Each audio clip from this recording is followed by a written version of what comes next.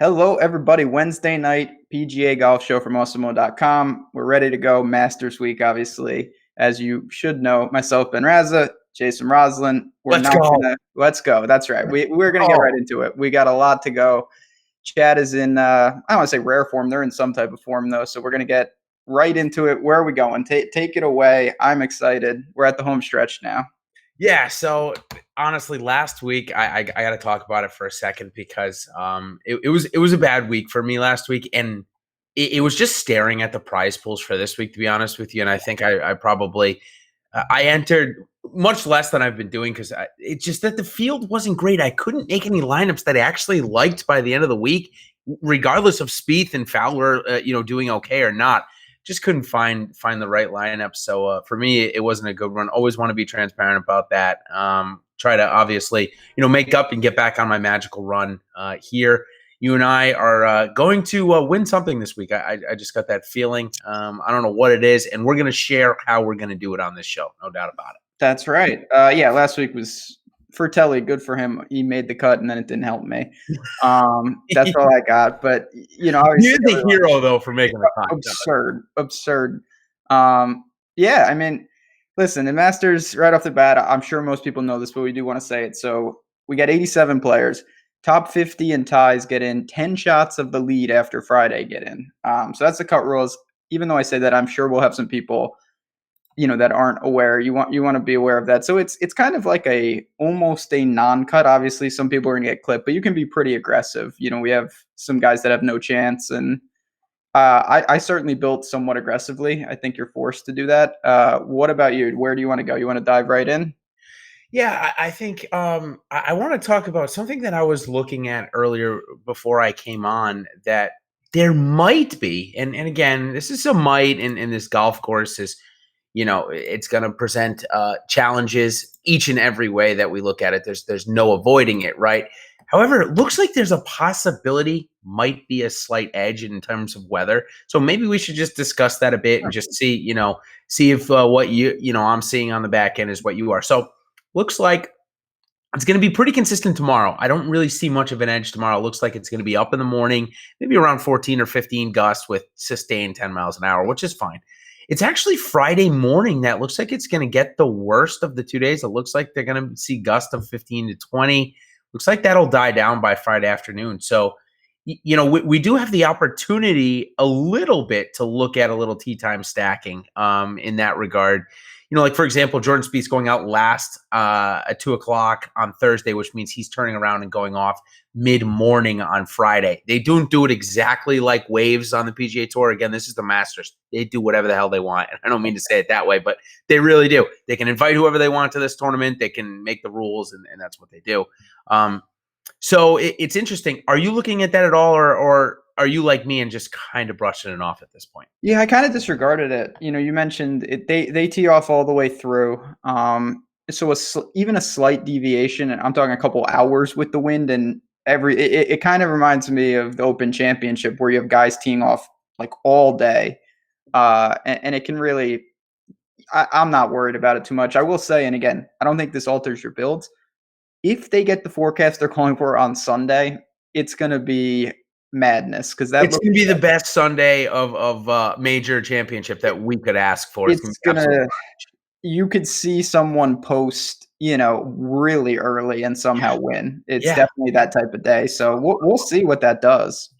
Yeah, and I think that we'll touch on it. I think the betting show is probably going on tomorrow or on Friday, I should say. I'm sorry. So we'll have a data recap, and that'll be fun to talk about. And certainly, it looks like on Saturday morning also, which is great. It leads up into Sunday. Saturday morning, you've got the calmest conditions of the week.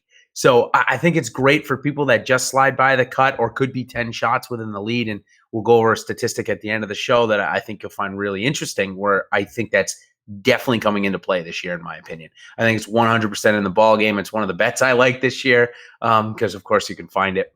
Anyways, beside the point, I think that you could come out and see somebody start on Saturday morning, 10 shots off the lead, getting through the cut, and be within 3 shots of the lead by the time they hit 13 and be done for the day and be close to the lead. And then on Sunday, they wake up and who knows what's going to go on, and they're back in the tournament. So this golf course, and I think the weather is giving us the opportunity to have a really, really fun weekend.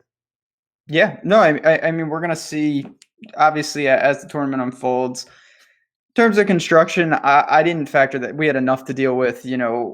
It's such a strong field. Everyone's bunched up. It's viable guys all the way through. Little things, tee times. I do like to look at where guys are playing, who they're playing with. Yep. All secondary things. I'm not going to overhaul a player pool just based on who a guy's drawn with. Yeah, absolutely. So, I always like to start off with the first tee time. If you guys, viewers, haven't taken a look at it, 8:30 tomorrow morning, we've got Andrew Landry, Adam Long, and Corey Connors, a threesome of previous PGA Tour winners. Funny enough, we actually got two PGA Tour Valero Open winners of the Texas Open, because Landry won it after the Masters, and then it got moved to before the Masters this year when Corey Connors took it down. So that's interesting. And Adam Long won the Desert Classic. So kind of three of the, I'll call them weaker full field PGA Tour events, or two of them actually, I should say, because one of them is the same.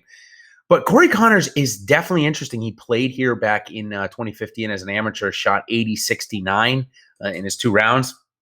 Sounds like exactly what one would do as their first time around Augusta. So any interest of the first round, we can talk about the bets for a second. We can talk about DraftKings and FanDuel. I think it's important that we bring in FanDuel this week. The prize pools are just not quite as big as the Millionaire Maker, but the secondaries are just as big. The $200K to first place for the $15, $100K to first place for the $500. So, really good sizes over there. Any interest in these 3 guys on any side of the coin? Not really. Not even a Corey Connors first round leader? He's playing well. I mean, that was impressive from Monday qualifier.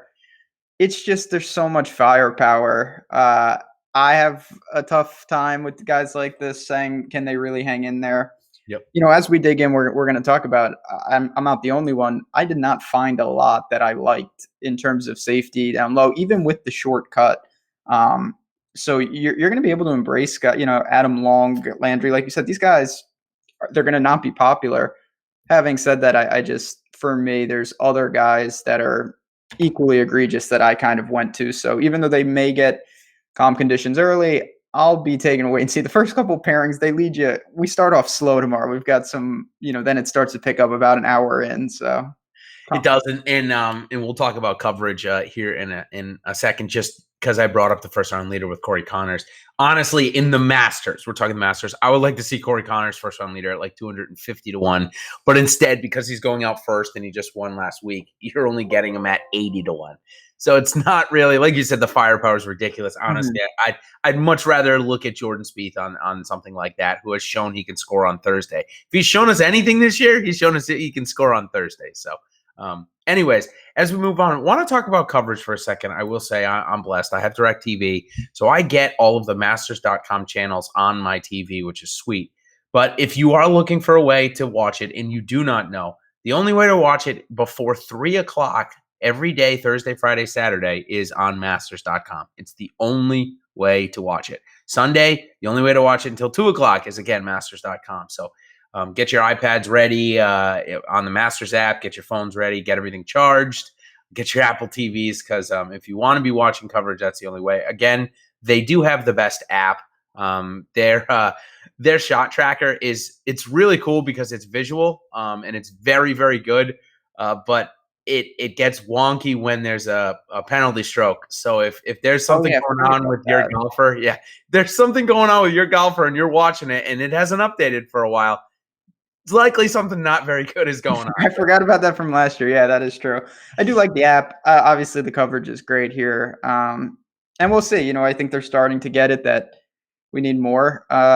And stuff like DFS helps that. It's a lot of eyes on this. So that is exciting. Masters does it pretty damn good. Sure. So just one more thing on tee times. Why don't you give me the first tee time that you're excited to watch? I'm sure they'll show us on featured groups, even if it's a hole or two, because normally they just set up featured groups until on the first hole until they follow a group around. So who's the first group you're excited to watch? Well, the first really viable group, I think, goes off right around 10 o'clock. You got Sergio, Finau, and Stenson. I will say a couple groups before that, Grace, Griot, and Biergard go off. Those are the type of guys that I think, if you're in a jam, you can get to them. I certainly did. Salary relief. Feel pretty confident that they can, that they're going to have red flags. There's no getting around that. But it starts to pick up right then. And then obviously we start to get into the thick of it, with Fleetwood and Tigers and Rory all teeing off before noon. That's going to be certainly a juicy part of the day. Yeah, that's to use a college term that I'm sure we all love, a power hour. That's certainly going to be a power hour there from 10 to 11, getting all, just so many guys going off in that hour span that everyone's looking forward to. So one question, because there's a guy going out at 9:25 that I'm definitely very interested in. I think a lot of other people are too, because the forum last week was just fantastic. I'm talking about Siwoo Kim. Have you heard anything about his, I'm going to call it a rib, abdominal, shoulder? What did it look like to you? It looked like a rib or abdominal, but I haven't seen anything. And I've been looking, trying to scour the wires. It's almost like you got to go to a paper in South Korea, because that's the only one that maybe will ask him. Yeah, I don't know about that. I've seen Twitter. I think we're all in the same boat. Nobody seems to know. For people who don't know what we're talking about, and you can clarify if I get this wrong, but at Sunday, towards the end, it looked like he was grimacing in pain there. He finished up strong, but it did look like there was certainly an issue in the midsection, which is concerning. You don't know where he's exactly at. Yeah, I believe it was either 15 or 16. Yeah. He went and he grabbed his it was right. I'm going to call it like, this is my right arm. I know it looks backwards because of my camera, but right under here in this area, obviously for a golfer, anything in that area is going to be an annoyance. And the only reason why we're talking about it is because he looked so good off the tee last week that if he replicates that type of performance, he could be a nice kind of flyer or, against the grain play. So I think it's a perfect time. We've gone through tee times a bit, and we talked about the coverage on, where you can find it. Again, if this is one of your first Masters or you haven't ventured over to masters.com, best way to do it. If you're a golf nut, they even have range coverage, live on the range. That starts tomorrow morning at 7 o'clock. So yeah, as early as you want to watch it, they're going to give it to you, which is a lot of fun. So, all right, we're going to go into the top end. We're just going to do it by price sections on FanDuel and DraftKings and kind of break it out that way. We can go through most of the players. We may leave out a few. If we leave out somebody that you want us to talk about, that you need an opinion on, if we don't get to it here, turn to the article that Ben and I did and came out with together today, our full player preview. It is totally free, where we give you, a blurb about who they are, where they're from, a betting preview, and then a DFS preview. So we don't cover it. We definitely cover it there, but we will certainly try to. But let's start at the top. We're going to make it a little interesting because, look, everyone wants to play Rory. If you don't want to play Rory this week, then, I'm not sure what to say. The only thing maybe you can say is you don't want to fade him for ownership. Okay, I can get that, but it's not going to be that high. So tell me something that you like about Rory, maybe on the outside, maybe a matchup bet that you want to focus on, and then you can give me your overall thoughts on him in the tournament. Yeah, it's interesting with Rory. Obviously, I'm a huge Rory guy. The problem is his stock is as high as it's going to be, and they're able to inflate it. To bet him to win, he's sub 10-1. I can't get there. I think he's the favorite, and I think he's the best player in the world. That doesn't mean I'm going to bet him. I think you've mentioned this. I totally agree. What I plan to do with Rory in the betting market, if anything, is wait and hope that he's the type of guy, he's been here before many a times. If he starts slow, you can hop on a live number and you could probably get, somewhere in the low teens if it's a slow start. And I don't think that takes him out of the tournament at all. Yeah, I think it's a great call. I think that, again, you can get any type of bets on these type of guys for the Masters. It's just the books open the door. I don't even think these odds are great, but if you want to bet on Rory and you think he's going to come right out of the gates and get it done, wire to wire, he's 40-1. So if you want to be patient, and I think that's the prudent thing. If you really want to get on Rory, honestly, if you really think he's going to come out and go to first round lead, then he's going to close out the tournament. I'd go to the 40-1 wire to wire, honestly, at this point. If not, I think you can wait and get better than 7-1. Let's talk about DraftKings and FanDuel. I think FanDuel 12-1, Rory, a lot easier to get him in with really whoever you want. But when you put him, let's just say you put him with DJ, you're looking at less than 7,000. I know that's really bold.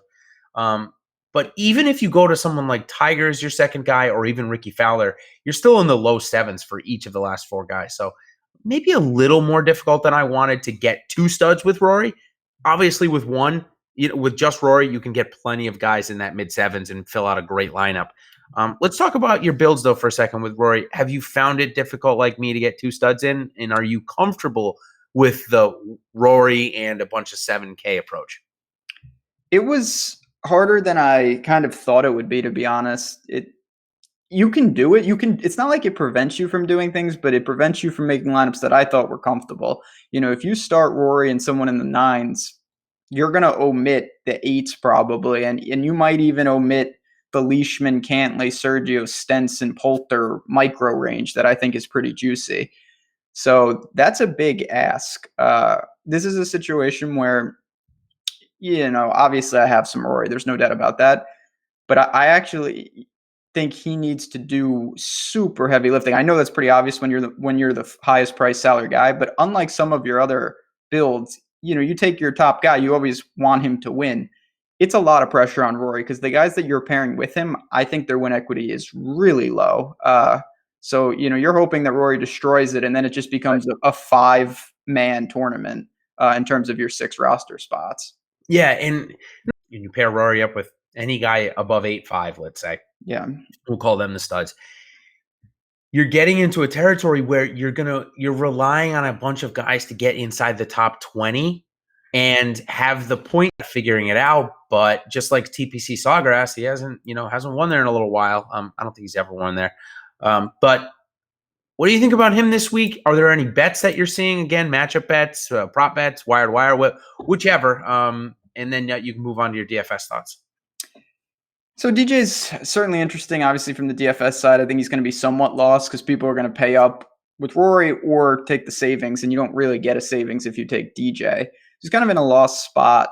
I don't really love him in the betting market either. Again, I was looking for a little higher. I think for me, just to encapsulate the range and move down a little, Rose is the guy. I knew that immediately, pretty early in the week of what I was going to do. I think Rose is the guy that I made a priority with. So when you know that it's just obviously a domino effect. DJ's a guy that, of course, I have a little, but I couldn't make room for him with Rose on most lineups, and that's just not the way I really built. So nothing against him. Don't worry about weather with him. He's going to be there. He's seemingly, even when he doesn't have his best stuff, you look and he comes in like 6th. So one of the highest floors on the entire slate. But for me, Rose, who's the next in line, was my guy. Yeah, and interesting. I will say 12-1 is 75% better than 8-1, or maybe 50% better. Sorry, my math was a little off. It's Wednesday at 9:23 of Masters Week, so it's forgivable. I'm proud too. Yeah, just a little bit. However, 12-1 is not bad for DJ pre-tournament. We've seen him a lot lower, man. When he fell down the stairs, I think he was 5-1. Yeah, so crazy, terrible also. But beside the point, I think it's interesting there. DraftKings 11.3, his price. FanDuel, 1 second. Sorry, I thought he was 12, but I think I'm wrong. Yeah, he is 12. 12 on FanDuel, so not bad. I mean, you can really easily get Rory DJ on FanDuel. I'm not going to lie to you. I think if you think it's going to play a Bombers weekend, that's really not a bad strategy to do. I don't mind it. Much tougher to do it on DraftKings. Justin Rose, he's won a golf tournament this year, and he's the number 1 ranked player in the world, but he's been a bit inconsistent lately. He's been up and down. You and I have talked about this, and I think that's bringing his normal 20% that we see in a millionaire maker at this salary for Justin Rose.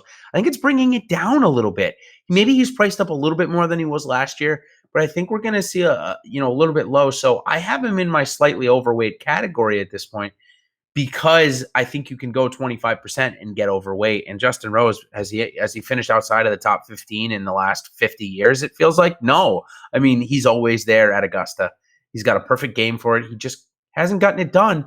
And I tweeted earlier, and again, I'm not gonna, it's Augusta, so we have to talk about Spieth. But I was watching the 2005 when Spieth actually was just dominant. And Rose said, if Jordan's not there, I coast to that tournament. If Sergio's not there, he's been right there a couple of times. Interesting, though, that the leverage above 10K is going to Rose and Tiger. It seems. Is that what you're seeing from your end too? And what do you make of that?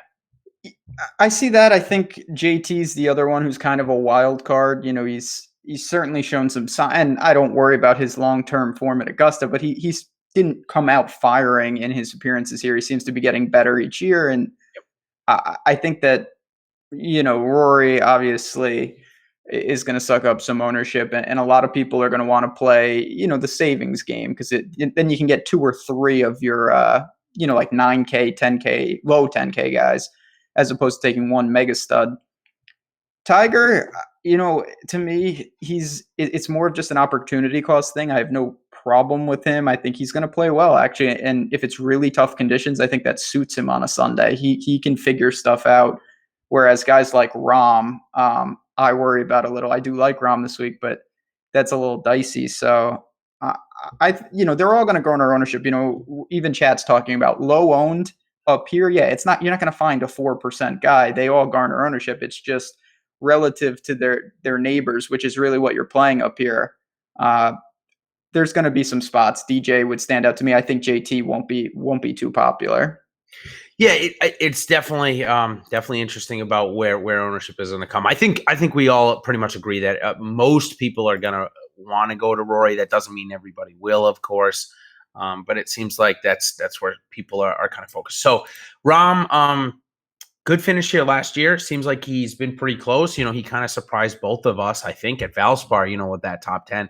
So I'm inclined at Rahm, but, and this is a great lead into the next golfer, I can't pay 300 more for Rahm when I got Ricky at 9.7. Ricky was for the big dollars. He was behind Tiger. He was the first in my lineup. I just think that he's playing so good right now. He's shown all this year that he's in control of his game. I know he had middling starts at the Players and at the API, but last week I saw him at a course that the first time he went out and saw it, came in the top 20 and didn't putt that good. Ricky Fowler didn't putt that good, so. I really like Ricky. What's your take? And I know we got some low-owned guys coming right behind Ricky with Koepka and DeChambeau, but let's talk about Ricky for a second. Ricky, so I struggle with just this general concept of winning and stuff because Ricky's another one. We just talked about Rose. Ricky did not lose last year. Reed just won, and Ricky could be the defending champ, and then all the narratives would be different around him. I mean, literally, Ricky did everything he needed to. He made that putt on 18. I think he birdied the last 3 holes to get the 14 under. Yeah, he did some serious damage late. So, it's one of those concepts. I have no problem with Ricky. He's one of my favorite plays on the entire slate. He's going to be popular.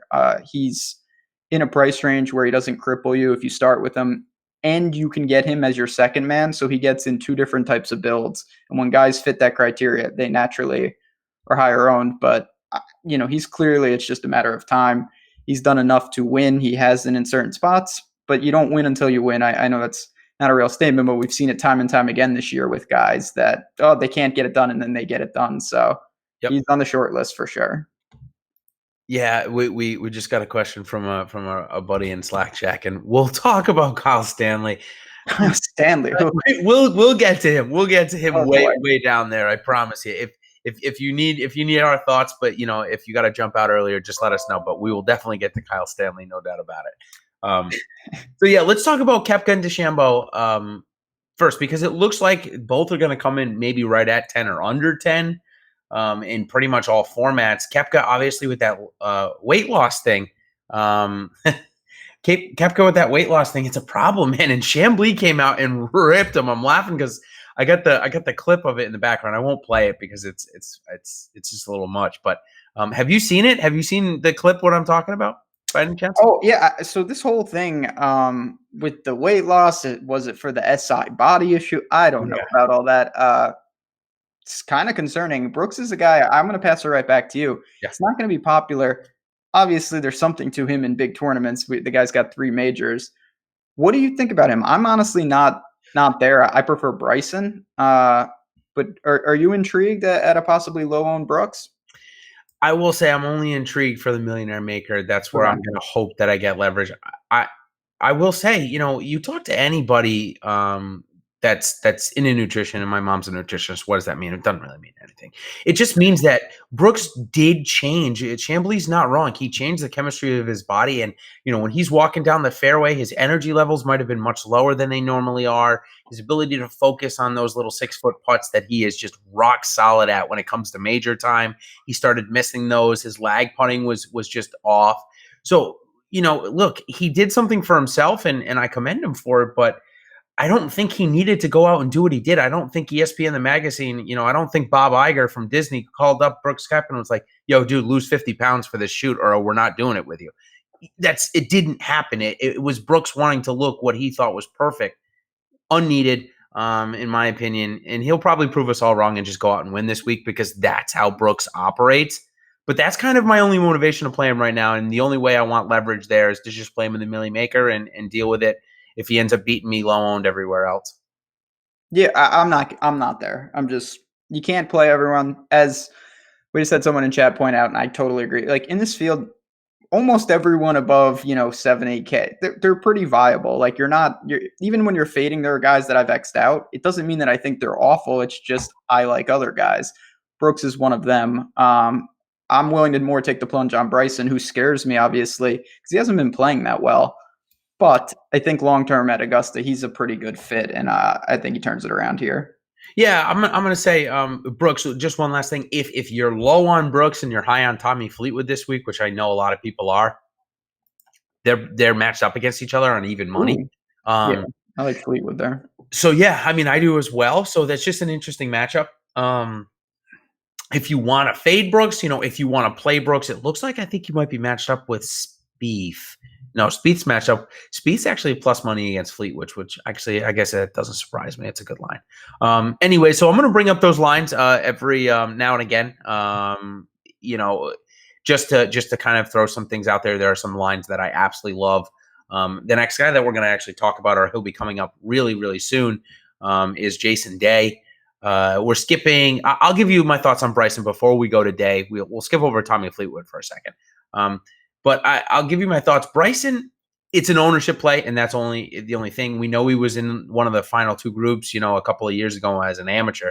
So he can get it done here, right? We've seen him come close, but the iron game is so bad right now, Ben.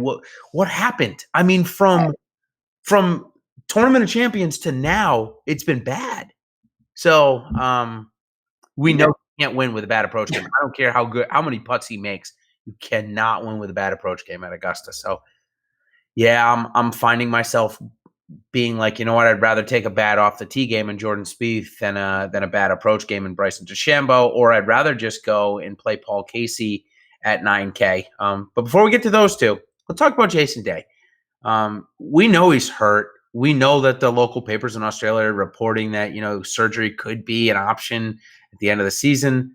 We saw him come top 10 at the Players. And, if he comes top 10 this week at 9.1, he's coming close to returning some pretty good value there. I like Day this week. Partially because no one else seems to like him. And, that always adds the allure.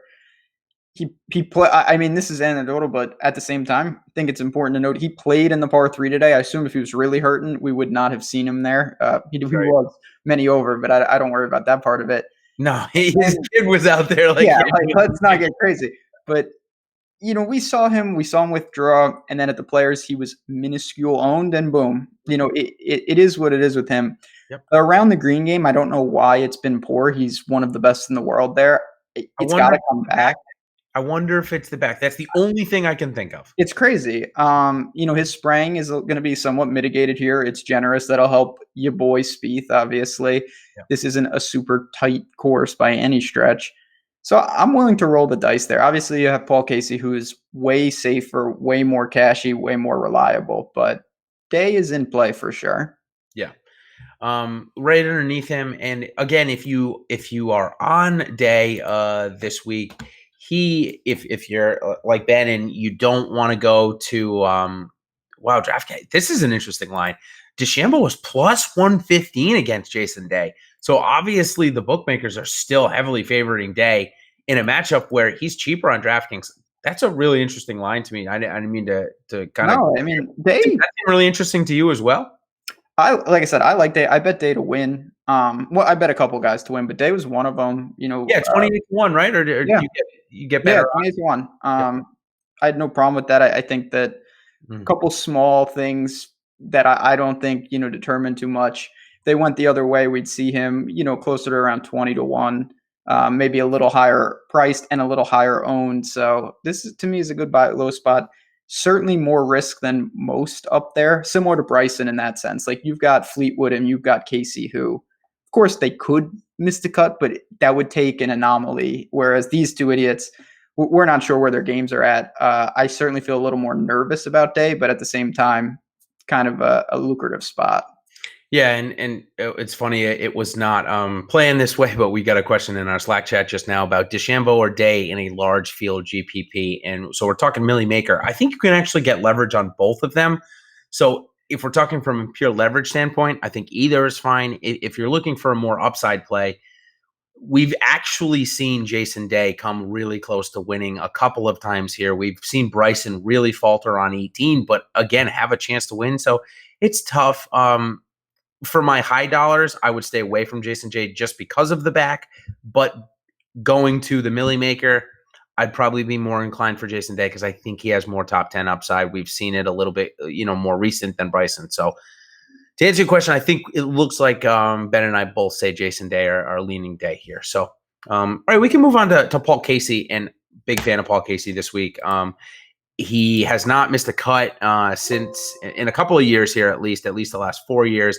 And the miscuts that he had were when, he was going through his divorce, and admittedly, he was just not in the right frame of mind, not in the right place. So I'm a big fan of Paul Casey's this week. Looks like great course history. He's just excellent at ball striking. He surprised me and was able to still bounce back at the match play and get out of group stage. So 9K, perfect starting block, or a perfect second edition. Where do you stand on Casey? I mean, in cash, I don't want to say he's a must, but he's as good as you're going to find. Tournaments, I'm kind of indifferent, to be honest. There's a lot of guys there that I like. He does what he does, and he should do that again. I think he's going to be just fine, cruise through the cut, and give you a solid performance. He shouldn't make or break your lineup. So depending on what you're looking to do with that roster spot, he certainly fills a need in certain lineups. Yep. I think that's a pretty good point. Okay, so next guy on the list is Spieth. I mean, we kind of already covered him. Both Spieth and Watson look like some leverage plays. So again, if you can stomach what Spieth has been showing to you over the past 6 months, which at this point, obviously, I have been, so I'm not going to stop now. We know about his magic at Augusta. But so let's just, we can skip over him. Unless you want to say anything about him, we can talk about Bubba, because I actually do think there's a leverage spot there. And I'm interested to see if you got there this week, because he's a roller coaster here, but we know when he's here and wants to play, he can win. He can top 5 real easy. So what are you doing with looks like, 9%, 10% Bubba? He's the kind of guy in the millie. Both of them, actually. Yeah, in the millie, right? Yep. I think they're really viable large field tournaments because they have a lot more win equity than most of some, not most, but many of the other players that they're neighbored. Some people who are playing significantly better. Like Bubba has won here twice. He loves the course. He can get it going. Having said that, I think the floor and the downside is extreme with Bubba. If we get bad conditions, if he doesn't have it, outside of those wins, he's got some real ugly showings here too. Yeah, definitely. So, I think it's a great parallel when you look at a guy like Tommy Fleetwood at 9,200, who miscut 17th, right, but playing incredibly, versus Spieth and Watson, who playing not that great. Watson's playing better than Spieth, certainly, but they have the course history. So definitely, an interesting debate. I like mixing maybe maybe a Fleetwood with a Spieth, to be honest with you, because I think, not many people will look to do that. So, all right, as we move down the list, very interesting couple of guys coming up. Francesco Molinari, who looks like people are not wanting to play yet again here. It looks like his ownership has trended down, which, as you know, I probably am eating up.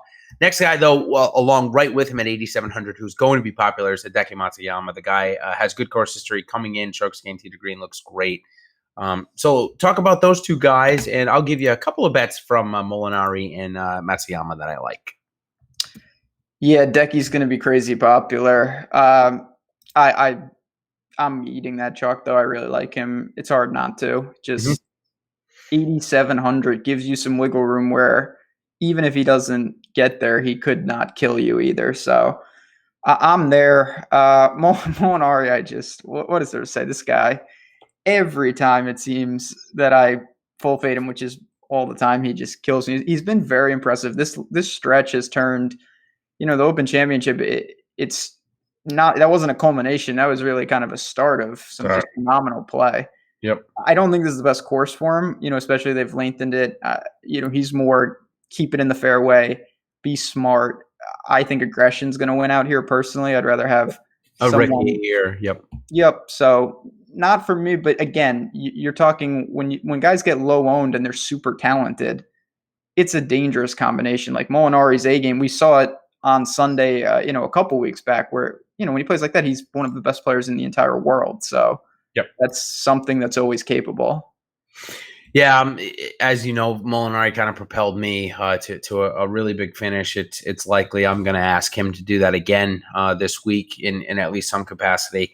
I think that the price is right. An interesting bet, if you're fading Koepka, he's plus 115 against Koepka. So if you think that even Molinari's got a good chance to top 15 and Koepka's just out of form, excuse me, I apologize. It looks like that could be a really good bet. So that's one that I'll definitely be focused on. Again, Molinari is in play for every single contest for me this week. I think that the ownership is going to be low in all of them, and I think that you're still getting a level of safety so that even if he doesn't finish inside the top 15, he's not going to crush you. He's not going to help you win $1 million if he doesn't get inside the top 10, of course. But he's not going to crush you if you decide to play him in some smaller field tournaments, some smaller contest size. So I like pairing him up with Matsuyama. I even like pairing him up with Spieth as well. I made lineups with those three guys plenty of times. Still got my Tiger or still got my Rory, whoever I wanted to go to. Of course, I was forced down way low, but Matsuyama super popular. Any other ways you want to look at Matsuyama? You like any bets with him, or it's just going to get all your exposure through DraftKings or FanDuel, I should say too? Yeah, head-to-head bets I don't like with him because even though he's playing incredible, I always worry a little about Decky when he misses a lot of short putts. So if I was going to go to the betting market with him, it would be an outright. I've seen the odds have probably dropped, but there were 40 to 1s floating out there earlier in the week. That's more the speed because I think it's a somewhat, I don't want to say it's binary like Siwoo Kim style, but he's more on that side of where it's, there are other guys like Kuchar to me where it's like he's going to do what he's going to do, but there's such a real chance he comes in 18th. Like Decky is a little more polarizing than that to me. Yep, and Decky, of course, we've seen Decky come in the top 10, top 5 a couple of times here already. So I think you're getting a little bit more on history there with him.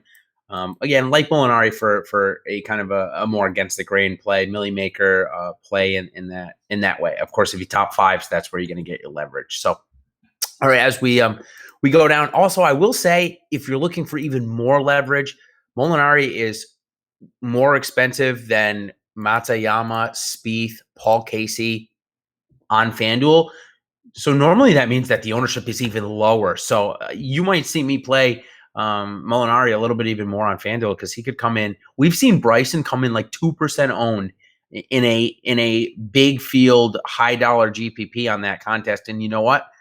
I will take any of these guys. If you're going to tell me they're going to be 2% owned, I'll take any of them right now. Sign me up because that's where you get your leverage. That's how you win these contests. So we'll try and find some this week. The next couple of guys might do it. Xander Schauffele, he continues to go kind of high owned, but at some point people are going to abandon him, don't you think?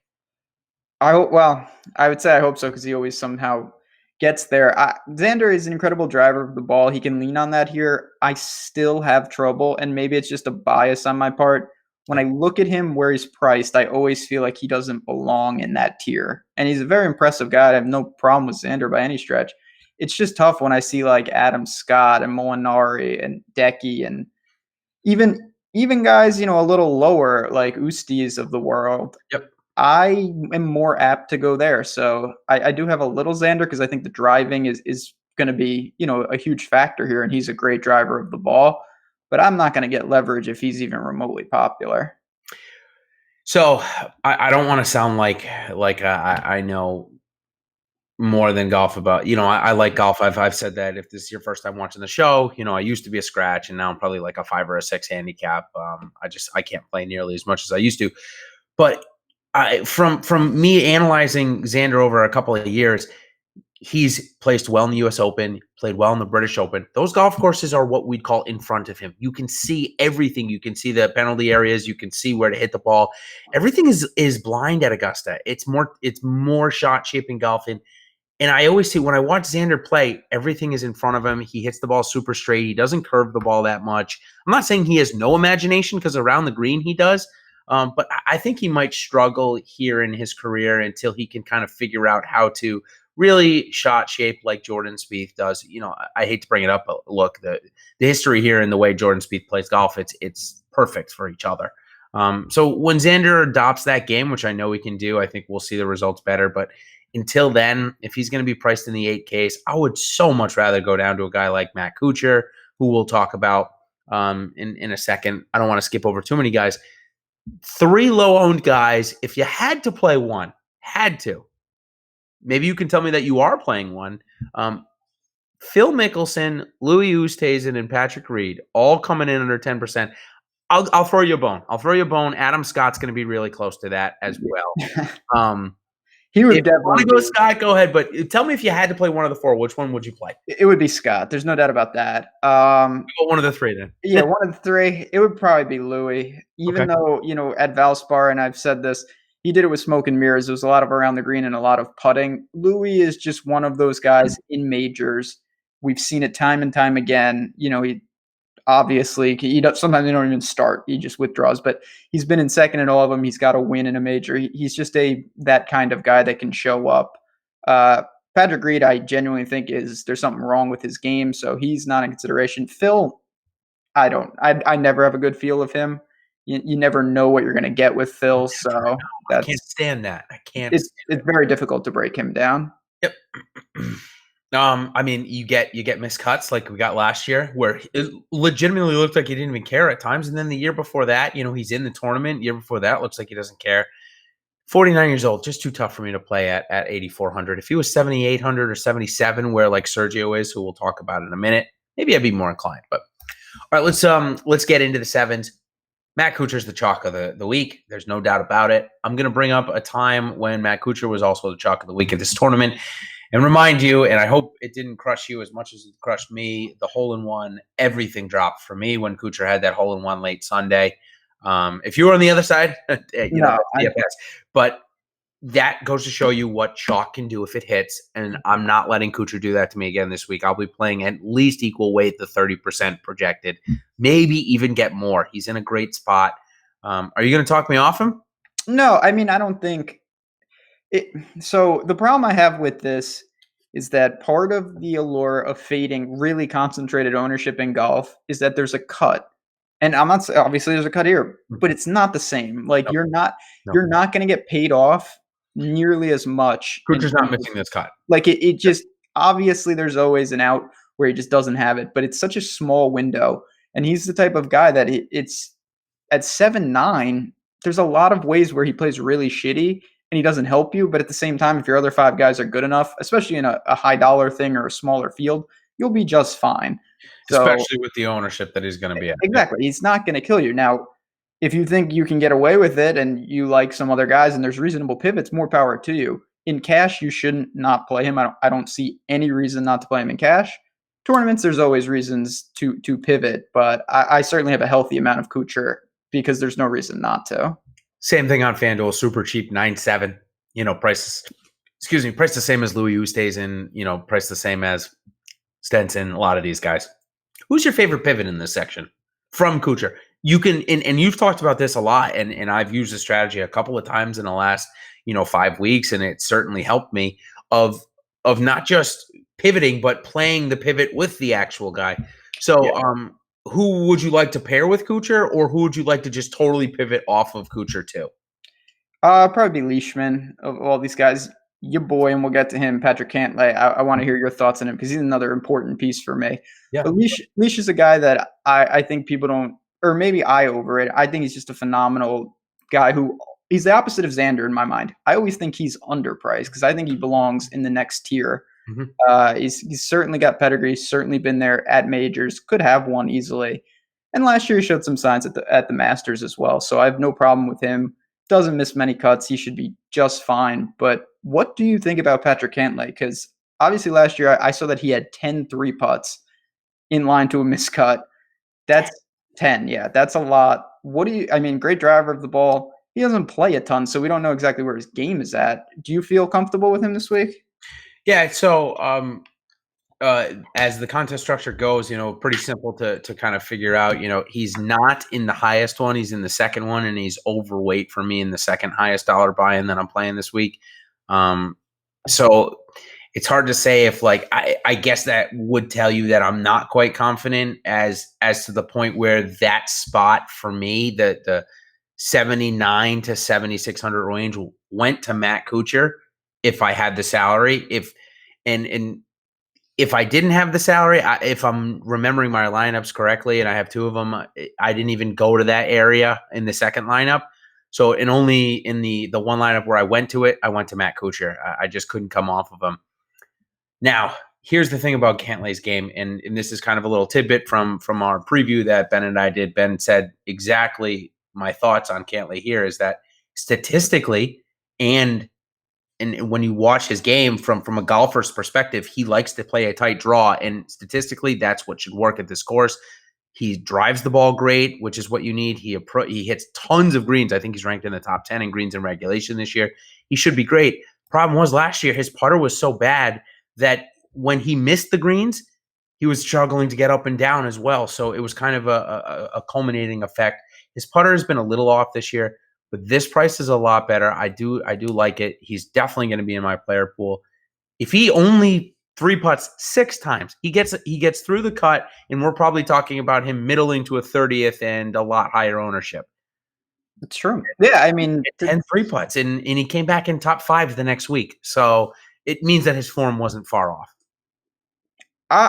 It's hard not to, the 3 putts, unless there's something in that it'll play out over time. There's no reason that somehow can't figure out these greens. There's a lot of bad putters that are fine at Augusta. We've seen that time and time again.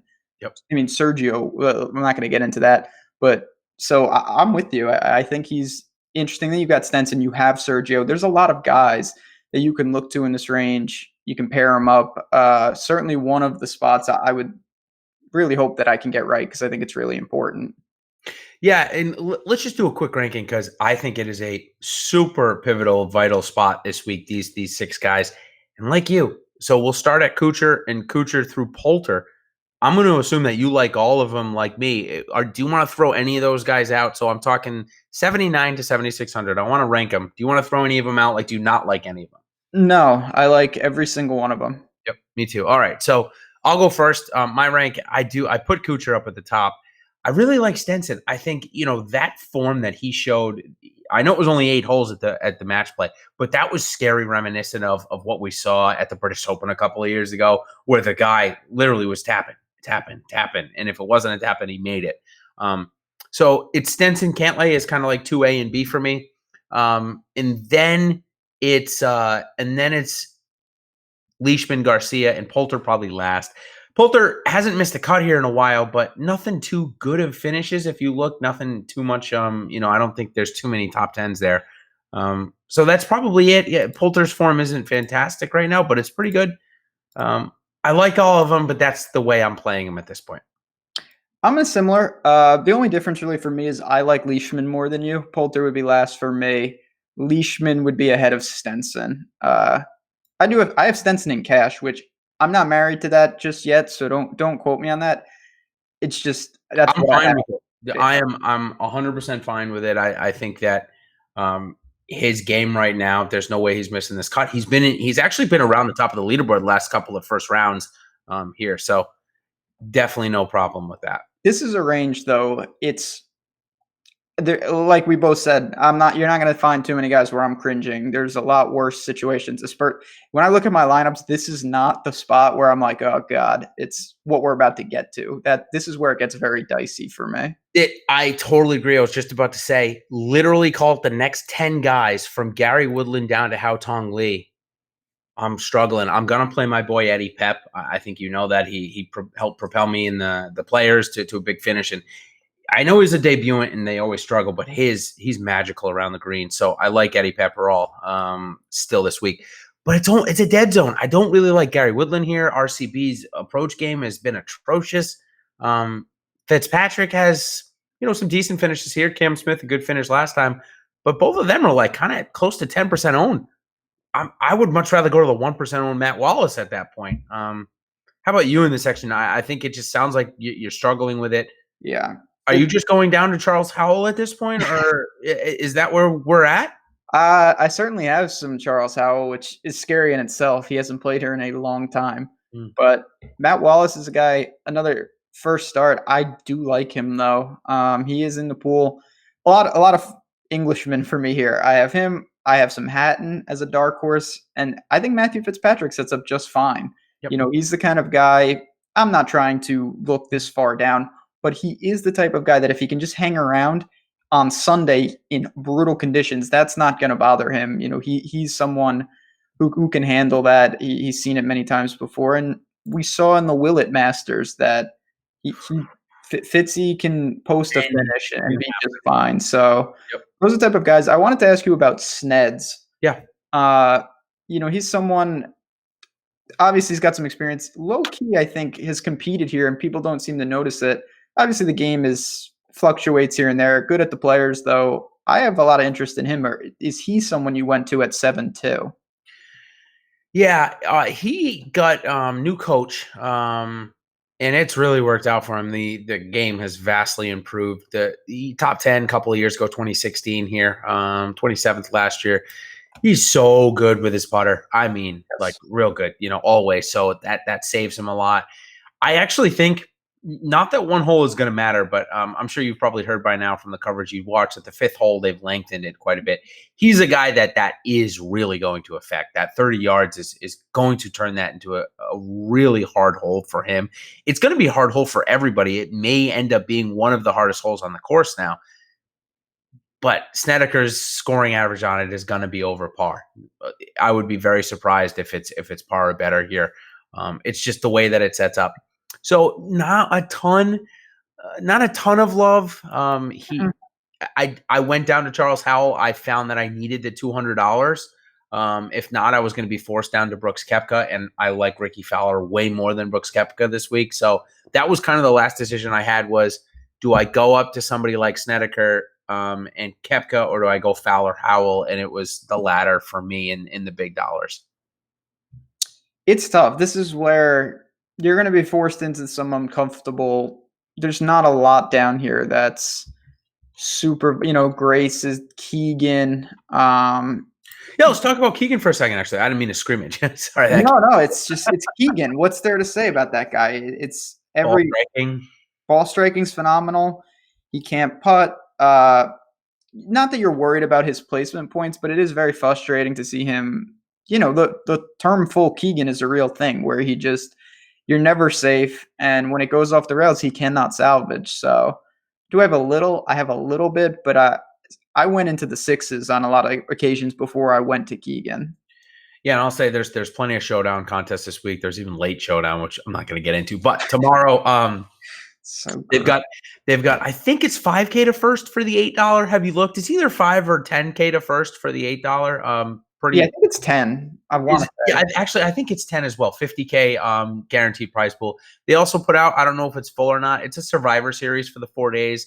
You got to come in the top 50 in the first 3 days, and then on Sunday, the remaining 50 people compete, or maybe it's 10, and at first place is 5K. Kind of just a cool contest that DraftKings is running. I guess I'm a sucker for those little new ones there.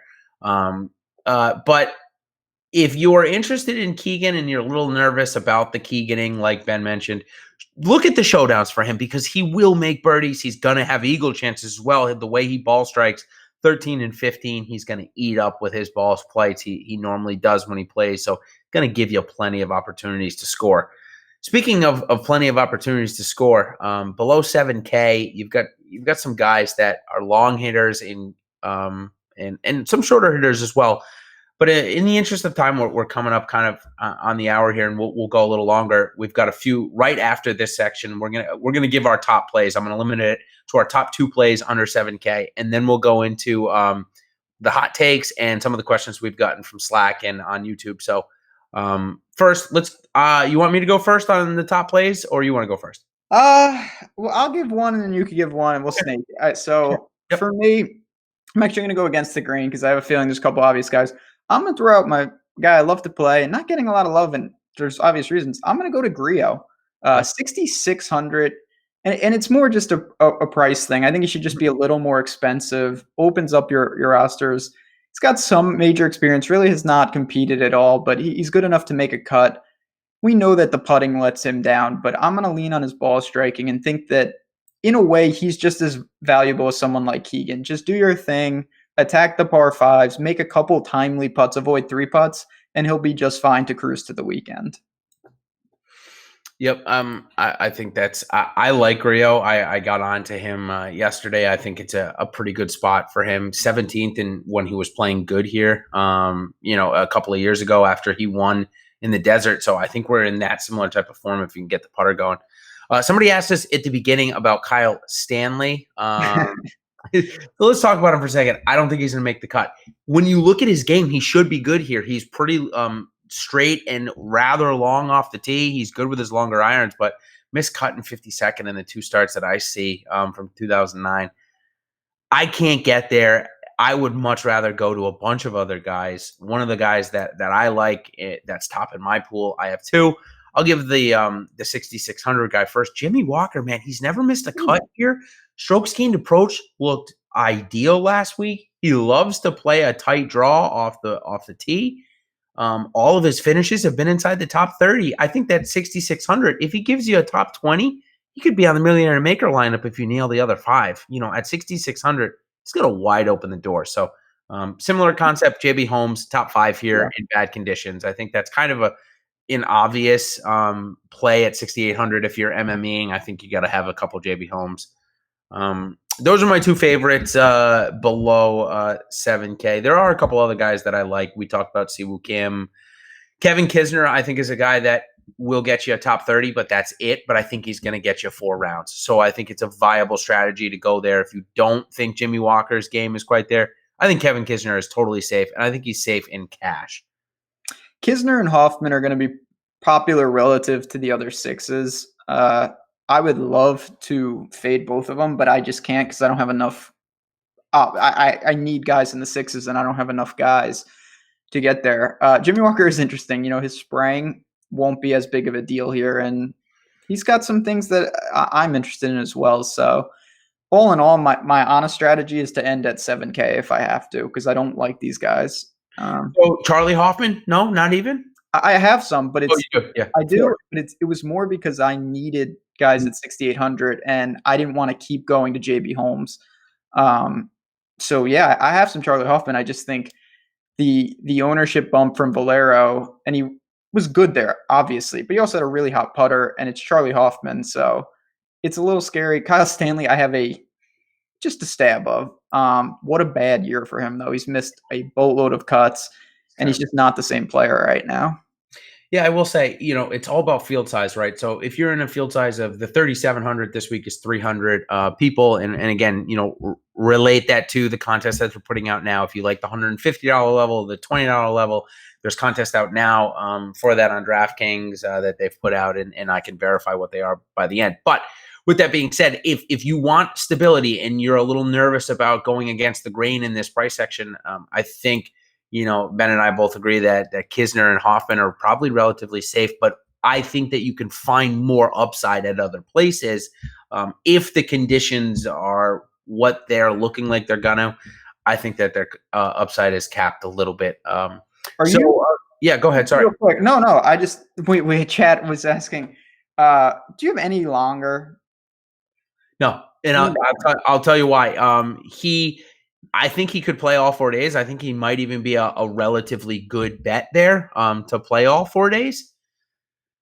But I don't think he's going to make enough birdies to have me play him in DraftKings. Honestly, I think that's kind of where I'm standing at this point. Yeah, I don't have any either. Not for me. I get the logic behind him. I would rather play, like, if I had to, Kevin Na or Yep. Wise, and just hope at least their ceiling's a little higher. So that's all. Yep. So as I mentioned about the kind of the 300 people right now, DraftKings has out their kind of secondary offerings. I'll call it, from their main offerings. The 150 is 40K guaranteed with a 6K first place. 300 people in that field. If you're attuned to want to play a little bit higher stakes, I will tell you the FanDuel, their big $555 contest. Plenty of room that's 100K to first place, 700 people in there. So about double the field size that we were discussing, about 70% full there. So plenty of time to get in that one. And sure, again, it's a little easier to build lineups there if you're into that. So, okay, had a question about, can we talk about strategies with 20 maxes? That's a good question. Yeah, I like that. I'll tell you this. Here's how I look at the ownership. When the Awesemo guys put out their projected ownership, they're doing it for the big GPP. So the millionaire maker this week, it looks like DraftKings just put out 100,000 there as their secondary.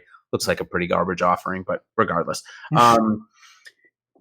that's where the main ownership is going to be. Now, when you go into the 300 person fields, you're likely going to get weird ownerships, the high dollar amounts. It's just those people play weird things. However, when you get into the 3 entries, chalk is going to be chalkier, and the lower owned guys are going to be lower owned. So, for example, Louis Wu stays in that Valspar. Ben's mentioned a couple times a couple of weeks ago, about 7% owned everywhere else. In the 153 entry max, he was 2% owned. So you're going to see stuff like that happen.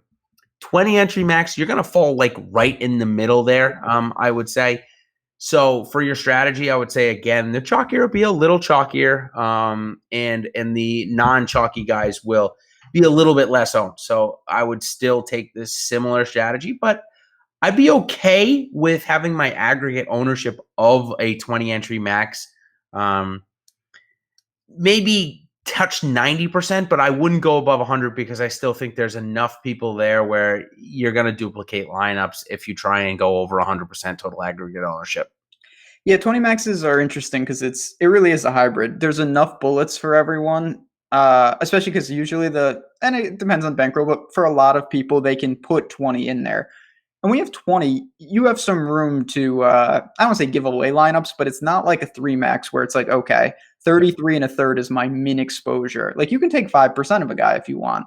And that's going to lead to a lot of one-offs. It's going to lead to some guys. So I'm pretty much in line with you. What I do, is take your milli lineups, and obviously you can use them and you can use cash lineups. But if you want to make them maybe a little less crazy and take your cash lineups and make them a little more upsidey, obviously that's all opinionated of what you really want to do. But I don't build anything particular for 20 maxes. I'm just trying to be cognizant of really how aggressive I need to be unique and really where that line is. Yeah, and I think the people asking probably are for that $4 contest, 800K. Great contest that DraftKings puts out. And yeah, that's a good one. It used to be a pinnacle of this, but they've now switched it to a track for the $5. That's our normal weekly offering. They got rid of the 4. Glad they brought it back for this. I think it's a great contest. Question that we just saw in chat in Slack, and it's been answered by some of the people in there with some great answers. But a guy that's doing one lineup, and I think maybe a lot of people out there might be in this similar boat. If you're doing one lineup, should you be rostering somebody below 7K? And if yes, where would you go with that? One lineup.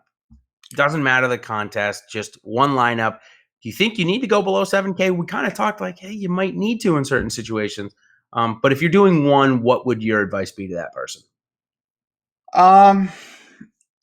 It is tough to answer that. It's somewhat loaded. If it was me, no, I would not have a 6K guy in there. I would end with the low 7s. And if I had to, I would start lower and I would omit it. There's a fine line between just punting the complete top and then you're like, well, you're leaving out too much win equity, and taking a middling stance and you're just like, okay, if Rory, DJ, and Rose don't win, I've saved some money, and I might be Stenson, and they might be Charlie Hoffman. Yep. That's a pretty good deal. It's a great point. Yeah. I mean, you go up to I think Rose is 10-8, right? Yep. So Rose to 10-8 goes down to a 9-7 Fowler, and you get Stenson, or you get Rose and Hoffman. It's a great matchup that likely will decide some matchups this week, no doubt about it. They could end up very close together. So just thought that just a really good question, because we do have a lot of people that do single entry. Thank you for the notes in there, the Slack chat, guys. Thanks. On that note, we had another real good question, and then we'll give our hot takes and bounce on out. It was about leaving money on the table, and that's always a hot topic. Oh, yeah. No. There's no right answer to me. I don't leave that. I leave less than most. I see some people really leave a lot, and if you want to do that, go ahead. A couple $100 is going to get you unique, unless you're taking a very, very common combo. So changing it up there, if you're building to 50K, it's not like you can't be unique. You just definitely can.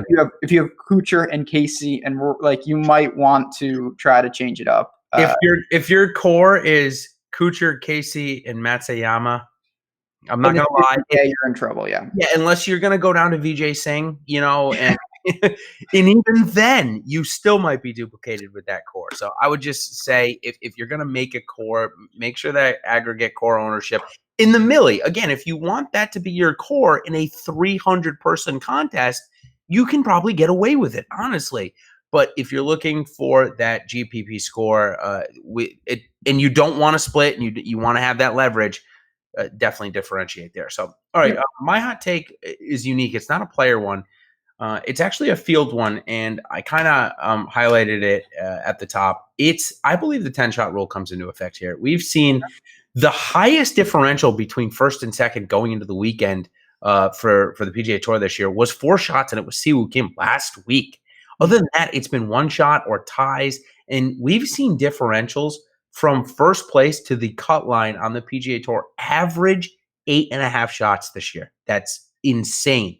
That means that a guy that's 10 shots back is getting cut from the tournament when he likelihood is still in it. He could go out and fire 63 on Saturday and get right back in it.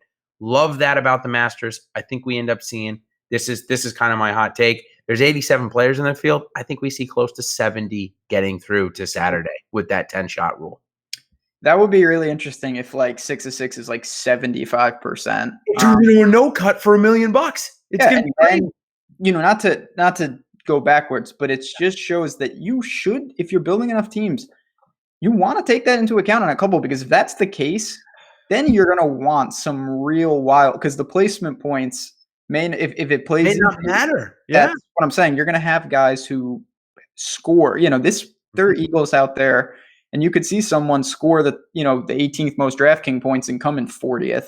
So that is very interesting. Perfect example, Tony Finau at the PGA Championship, 42nd last year, had the exact same amount of points as Daniel Berger. Yeah, of course. Like 2 holes, I'm counting my money, and then he's just like birdie. Birdie. I mean, that's what he does. It's crazy. He had like 5 strokes gained putting on Friday morning. I remember, is the Kokrak move. Anyway. Yeah, give me the hot take on your side. Do we got a winner, or what are you giving me? Yeah, I'll give, like I said, Justin Rose, this is his time. I think I'm not going to say breaks through with the Masters, sure. It's time for him to get another one. He only has one. I think, as much as I would love Rory to do, and Rory is the favorite, I think Rose is going to find a way. So it's going to be funny, though, on Sunday. I don't know if I'd want to be in the lead, sitting on the lead, honestly. Like, those groups could have serious problems. You might want to be a couple shots back and be able to post. You got to go look at what we just got sent in Slack chat about Tony Finau. It's exactly what we were just talking about in points scored. If this ends up being 65 guys get through the cut and the 6 of 6 is 55%, you're going to have something like this happen. And what the picture is showing is his front 9 had 7 birdies, a triple, and a bogey. That's the type of stuff that's going to help somebody win the million I'm this so week. Tilted from that. People wonder why I'm so bitter. It's because this is the kind of stuff I have to deal with. Sick. All Yeah, right, last thing, 7,400 on DraftKings. I just saw it in Slack, so we'll get to it really quick. I'm dipping lower. I'm going to 7,300 Eddie Pepperall and 7,100 Matt Wallace. Anybody that you like above those two guys, 7,400 and below? so I'm still mad about that. 50 would be my guy. I think right there. And Matt, I'm with you on Matt Wallace. I don't like to take guys in their first. There's just a lot. This is a big deal. I don't care who you are. You're going to be taken in by Augusta. But Matt Wallace in particular, even though it's his first one, I think he hits the ground running and plays just fine. Me too. And we've seen plenty of guys do okay in their thing. So we will certainly have some weekend content, but listen, Ben and I's pre-tournament stuff, we're done. I'm gonna go make some lineups. I haven't finished quite yet. So that'll be fun. So we'll be around. Find us in the Slack chat. If you're not already a member, man, you can come and get all of our content that we've been doing all week. Still, we've got a Masters promotion, $5 for the week. You'll get all of our weekend content that we're going to come out too. There's going to be massive prize pools. So I'll try and even steal Ben in for some picks over the weekend this week. So until then, guys, Ben, why don't you send us off then and give us some good mojo going into the week. Yeah, good mojo. Yeah, let's all see what we can do. Obviously, first major, it's going to be exciting, and we'll be around for sure. It really is a fun week, if nothing else, just great TV, great entertainment. So on that note, we're going to get out of here. Good luck, everyone. We really hope someone can take down that Millie, and we'll see you next week.